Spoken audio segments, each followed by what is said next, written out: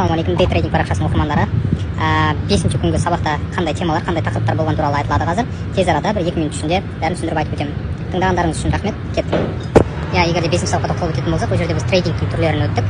Ол жерде қалай айтсам болады сіздерге түсіндіріп өтейін. Позиционный трейдинг деген бар екен, свинг трейдинг деген бар екен, дей трейдинг деген бар екен, және скальпинг деген бар екен. Оның айырмашылықтары бір-бірінен. Мысалы, позиционный трейдинг алатын болсақ, ол жерде сделкалар бізде 1 жыл, жарты жыл, 2 жылға шейін ашық тұра алады. 1 жыл, 2 жылдан кейін ғана зафиксировать ете аламыз прибыльді немесе убытокты. Ал свинг трейдинг дегеніміз ол в основном мысалы сделка ашылатын болса 2 күн, 1 аптаның ішінде жабылатын сделкалар айтылады. Мысалы, 1 апта, 2 апта, может 5 күн ашық тұрады да ондай сделкалар.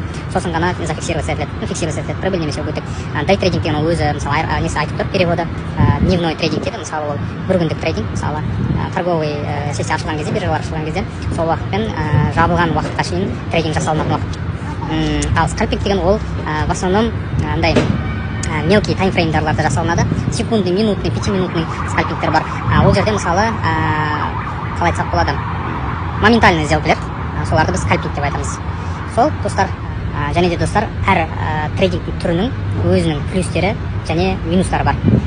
Оған тоқталып өтетін болсақ өте ұзақ. Google'дан өздеріңіз теріп қарасаңыздар болады. Позиционный трейдинг, свинг трейдинг, дей трейдинг және скальпинг.